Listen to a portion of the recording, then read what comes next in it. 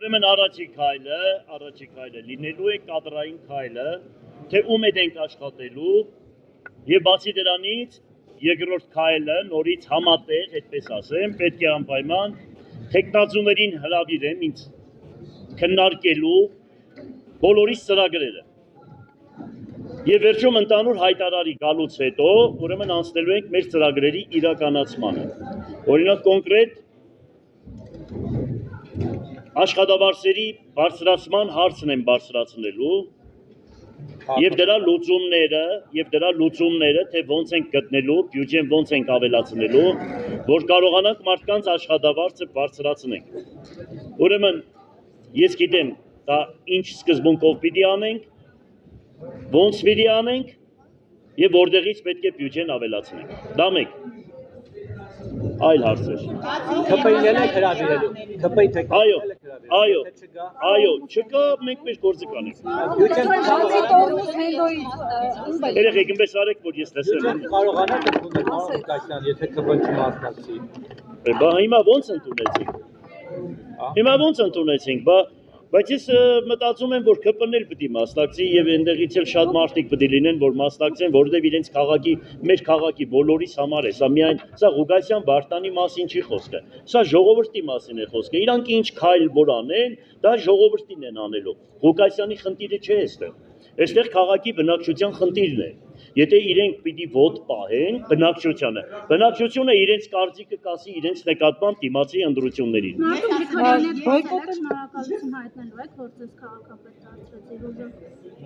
Գիտեք, այդպես ասել եմ, մի քիչ սիրուն չէ, բայց ես երբ տեսնեմ, ինչ է պատահել, ես խնդիր չունեմ, ասել եմ, մենք ես իրենց ողերիմ թշնամի չեմ ճանաչում, ես իրենց ազգի հետ, իրենք մեր ազգի հետ շատ բարի դրացիական հարաբերություններ ունենք, ուղղակի դուք որ չխառնեք, ամեն ինչ լավ է։ Պարոն Ղուկասյան, ձեզ ասում են, որ սա Բյուրոսյան հաղթանակ է։ Ինչի՞։ Բյուրոսյան հաղթանակ է, որովհետև դուք ամեն անգամ կարևոր որոշումներ կայացնելիս պիտի Մարտուն Գրիգորյանի դուռը գնաք, որ նրանից ձայներ խնդրեք, պատրաստ եք նրա դուռը։ Ես ոչ մեկի դուռը չեմ գնա։ Ուրեմն ես կաբրեմ այնպես, ինչպես ապրել են ուրեմն ընդդիմադիր քաղաքապետերը։ Ինչպես եղել է կարգը, ոնց որ մարդիկ ուրեմն ապրել են, ես այդ սկզբունքով կաբրեմ։ Ես ոչ մեկի դուռ չեմ գնում ընդհանրապես։ Սրբի դուռ գնում եմ միանշանակ։ Բայց ես համերաշխությունը իմ զենքն է, համերաշխությունը, ուրեմն ներողամտությունը, համերաշխությունը իմ զենքն է, ես դրանով միշտ առաջնորդվել եմ իմ ամբողջ կյանքի ընթացքում։ Ամեն դեպքում բոյկոտը շարունակվելու է, թե գլխիկոր հետ են գալու եւ շարունակելու են նիստը։ Գաբրենք կտեսնենք, ովքեր որ համարձակ մարդիկ են, ովքեր սիրում են իրենց քաղաքը ամեն ինչից շատ, եւ ասենք քաղաքական պատվերները իրանց համար երկրորդական է, քաղաքի շահը առաջնային է, ուրեմն անպայման այդպիսի մարդիկ կմասնակցեն։ Բայց ովքեր որ միանշանակ կուսակցական են, ամեն ինչից վեր, ամեն ինչից շատ դասում են, ուրեմն կուսակցությունը, մենք էլ կտեսնենք յուրաքանչյուրին իր գնահատականը եւ ես կտամ եւ ժողովուրդը։ Դուք ասացիք, որ պատասխանը կտակ այնպես, ինչ իրենք կանեն։ Հիմա արժանի պատասխան քաղաքացիական պայմանագրին տալու եք, թե շարունակում եք պնդել, որ Նիկոլ Փաշինյանը եթե գա, գոնե աթոռը հարկելով կընդունեք։ Ուրեմն ես մի բան եմ ուզում ասեմ ձեզ։ Ալեքսեյ Մատվեիչը կար, ողորմի իրան, շատ մեծ մարդ էր երկրում, մի օր ինձ բախտ վիճակվեց հաց ուտելու իր հետ, մեկը դարավ, չեմ ուզում ասել, որ վարչապետին, ինչ որ մի բան ասեց։ Ալեքսեյ Մատվեիչը դարավ ու ասեց, դե, իրեն չեք հարկում, աթոռը հարկեք։ Ես այդ սկզբունքը որդեգրել եմ իմ մեջ, աթոռը կհարկեմ։ Բայց պավիդենին, ոնց կպահեն, ինչ ձևի կանեն, կակոյ պրիվետ, կակոյ աթրեք։ Պարոն Ղուկասյան, քվեարկությունից առաջ դուք լուրջ անհանգստություններ ունեիք ու ասում եք դիմակները պատռելու եմ։ Որոշ մարդկանց ում դիմակը պատռեցիք քվեարկությունից արդեն հետո։ Ինչ էի ասում։ Դիմակները պատռելու եմ։ Բա դիմակները պատռվում է շատ մարդկանց։ Հիմա որ տեսեք մարդիկ որ չեն մասնակցում, որ մարդիկ շատ չեն մասնակցում, բան չեն անում, հիմա մարդ կա որ դիմակ չուներ, մարդ կա դիմակ ուներ, հիմա այդ բաները դեպից շատ չեմ ուզում։ Աղջիկ ջան, դու իսկական փոքր աղջիկ ինչ վրեժխնդրությունների մասին ես մտածում։ Մենք ընդհանրապես վրեժխնդրություններ չունենք, Հասկանալի է։ Այսքան հավատք ունեցող մարդը կարող է վրեժխնդիր լինի։ Դու չես տեսնում ես այնքան ներողամիտ մարդ եմ, որ ես իրոք այդպեսին եմ, էլի ձևական չէ։ Բան չունեմ, դիմակ չունեմ։ Պարոն Ղուկասյան, տեսեք, որոշում դուք կզսպեք ձեր շրջապատը։ Իմ շրջապատը ամենախելոքն է, ուրեմն լավ իմացեք, ես այնպեսի բնավորության տեղ մարդ եմ, եթե որևիցե մեկը ոտնձգություն անի, առաջինը ես նրանց նկատմամբ իմ մոտիկների նկատմամբ խիստ եմ, ես նախ իմ նկատմամբ եմ խիստ, հետո իմ մոտիկների, այդքան որ դուք սարքել դրման եք, այսպես հանել եք, բան եք արել, այդպես չի, դա այդպես չի, հիշեք։ Պարոն Ղուկասյան, ձեր որոշումները կայացնելիս ամեն դեպքում դուք պետք է հաշվի նստեք նաև ընդդիմադիր մյուս խմբակցությունները, ես չգիտեմ, ընդդիմադիր լինելու իշխանական լինելու հիմա մյուսները, ովքեր քվեարկեցին։ Հիմա ամեն դեպքում կախվածություն եք ունենալու այդ խմբակցությունների անդամներից, իրենց ձայներից։ Կարելի ասել ձեր աթոռի խաղալու է։ Ո՞նց եք։ Քննարկելու ենք բոլորի հետ, յուրաքանչյուր որոշում քննարկելու ենք, դրանից հետո որոշում ենք կայացնելու։ Աթոռները, այս աթոռը հանգիստ է, այս քաղաքապետի աթոռը չի խաղա։ Մարդը կարող է խաղա, աթոռը չէ։ Մտավախություն չունեք, որ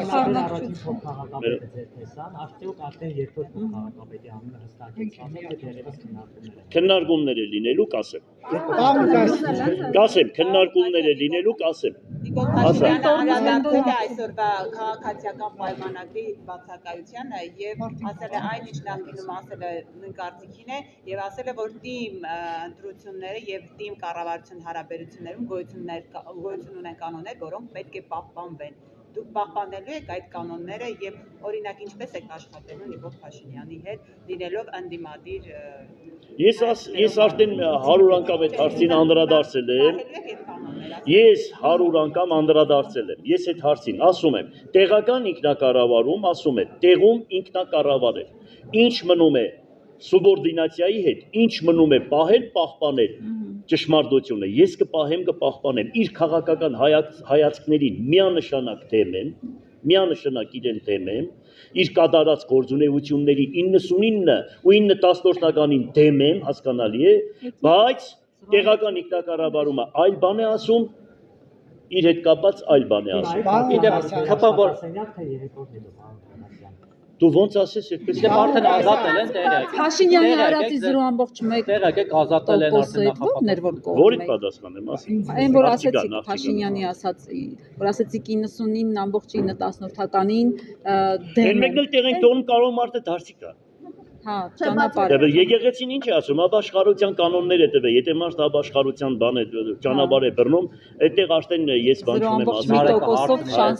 Ասա Նարեկ ջան։ Խորհրդային տարիներին Կոմկուսը դեմ էր մասնավոր սեփականությանը, մեծահարուստներին կուլակաթափ էր անում։ Այս մասով տարաձայնություններ ունեք, թե ոչ։ Ասեմ։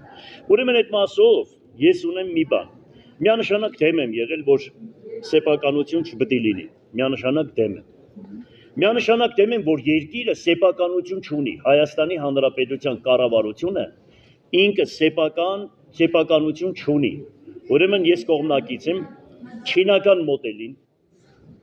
Դա Աստված, որ եթե հանկարծ Աստված կամենա կանգնտեղ հասնենք։ Ուրեմն հասկանալի է այդ ժամանակ ստրատեգիական նշանակություն ունեցող կառույցները այն մեծ գումարները, որ գալիս է որևիցե մի բիզնեսից, չեն թողնելու, որ մի քանի բիզնեսմեն պետությունից հարուստ լինի, որպես ինչ։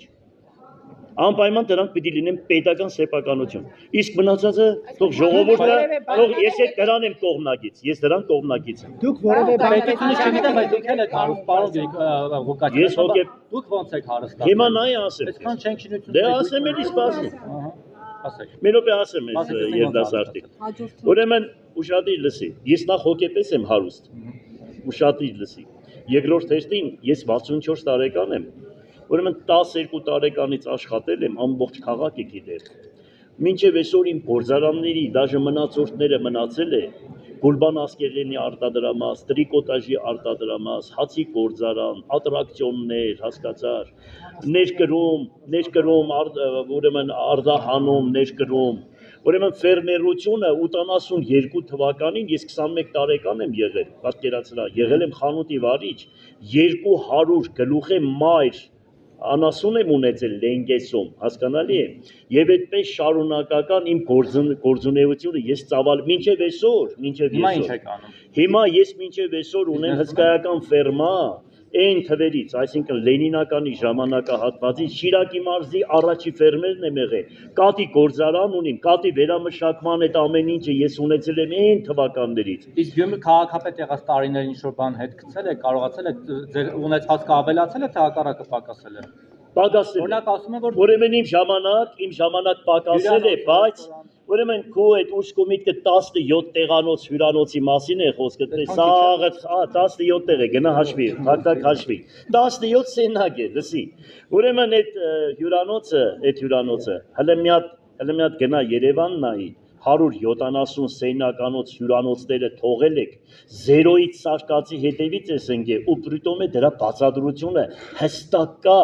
այնպես որ հեչ վախենալու տեղ չունենք, եթե վախենայինք մեր վրա չէր գրանցվի, հասկանալի է, որովհետև դա բարձրաձայն ենք արել, բարձրաձայն։ Ունեցվածքից որևէ բան պատրաստ եք պետությանը վերադարձնել, թե ոչ։ Ուրեմն իմ ունեցվածքից, եթե որպես ինչ տամ ես պետությանը, ասենք ինչու համար տանք, որ հետո դրանից հետո իրանց օլիգարխները սեփականաշնորեն, որպես Golden Palace-ը, որ հիմա առան մեկից իրանց վրա սեփականաշնորի։ Ես պատրաստ եմ ինչ ունեմ չունեմ ժողովրդին տամ, հասկանալի է ժողովրդին, որ դու եւ բոլորիդ վրա դա երևա, ոչ թե մեկից վերցնեն տան մյուսին, սա ինձ հետ չէ, այն նա ինձ հետ է։ Հիմա նրանից վերցնեք տվեք նրան, որովհետեւ դա իմ օլիգարխն է։ Կապիտալի Միանշանակ դրա վերաբերյալ, գիտեք ինչ, երկրի ամբողջ երկրի ունեցվածքը, ընդերքը, հանք արդյունաբերությունը գրանցված է օֆշորներում։ Դրա համար ձայն տվեցինք, որ կար ասում էր, պիտի գամ հետ բերեմ։ Բա ուր է այդ ոսկու հանքերը, մոլիբդեններն ու մյուսները, պղնձի ու չգիտեմ ալյումինի հանքերը, որն է պետական սեփականություն, ջրերն ու մնացածներ ամեն ինչը։ Ավտոտնակներ